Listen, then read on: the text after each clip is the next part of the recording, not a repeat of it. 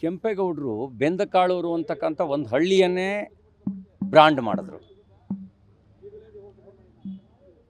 ಸಿಂಗಾಪುರು ಅದು ಒಂದು ಕಾಲದಲ್ಲಿ ರೋಗಗ್ರಸ್ತವಾಗಿದ್ದಂಥ ಒಂದು ಸಣ್ಣ ಹಳ್ಳಿಯಾಗಿತ್ತು.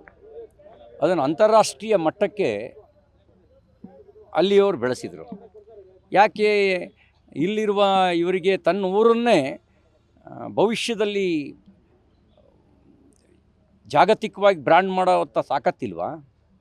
ಬೆಂಗಳೂರು ಹೆಸರಿನಲ್ಲೇ ಇವರೆಲ್ಲ ತಮ್ಮ ಬೆಳೆ ಬೇಯಿಸ್ಕೋಬೇಕಾ?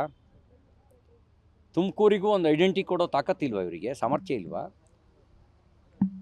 ಹೇಳಿ ನೀವು. ಒಂದು ಹಳ್ಳಿಯನ್ನೇ ಬ್ರ್ಯಾಂಡ್ ಮಾಡಿದಂಥ ದಾರ್ಶನಿಕರು ಇರುವಂಥ ಕಡೆಗಳಲ್ಲಿ ಇವರು ಬೆಂಗಳೂರು ಹೆಸರಿನಲ್ಲೇ ಬೆಳೆ ಯಾಕೆ ಬೇಯಿಸ್ಕೋಬೇಕು? ಈಗ ತುಮಕೂರಿಗೂ ಒಂದು ಅದರ ಹೆಸರನ್ನೇ ಒಂದು ಜಾಗತಿಕ ಮಟ್ಟಕ್ಕೆ ಏರಿಸೋದಕ್ಕೆ ಬರೋದಿಲ್ವಾ? ಎಷ್ಟೋ ಜನ ಒಂದೊಂದು ಹಳ್ಳಿಯನ್ನೇ ಜಾಗತಿಕ ಮಟ್ಟಕ್ಕೆ ಬೆಳೆಸಿದ್ದಾರೆ. ಇವರು ಕೆಂಪೇಗೌಡರ ಬೆಂಗಳೂರಿನ ಹೆಸರಿನಲ್ಲೇ ಬೆಳೆ ಬೇಯಿಸ್ಕೊಳ್ಬೇಕು ಅಂತ ನೋಡ್ತಾರೆ. ಇದೊಂದು ಬೆಳೆ ಬೇಯಿಸ್ಕೊಳ್ಳೋ ತಂತ್ರ.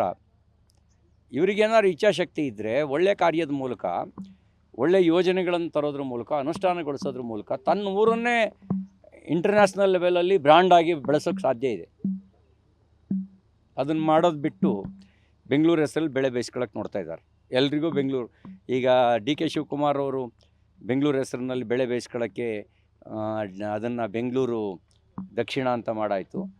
ಈಗ ಇವರು ಇದನ್ನು ಬೆಳೆ ಬೇಯಿಸ್ಕೊಳ್ಳೋಕ್ಕೆ ಬೆಂಗಳೂರು ಉತ್ತರ ಅಂತ ಮಾಡೋದು. ಇಡೀ ರಾಜ್ಯನೇ ಬೆಂಗಳೂರು ಅಂತ ಮಾಡಿಬಿಡಲಿ, ಯಾರು ಬೇಡ ಅಂತಾರೆ? ಇಡೀ ರಾಜ್ಯನೇ. ಯಾಕೆಂದ್ರೆ ಇವ್ರು ಯಾರಿಗೂ ಇಚ್ಛಾಶಕ್ತಿ ಇಲ್ಲ. ತನ್ನ ಊರನ್ನೇ ಒಂದು ಬ್ರ್ಯಾಂಡ್ ಮಾಡ್ಬೋದು ಅನ್ನೋಂಥ ಇಚ್ಛಾಶಕ್ತಿಯೇ ಇಲ್ಲ ಇವರಿಗೆ.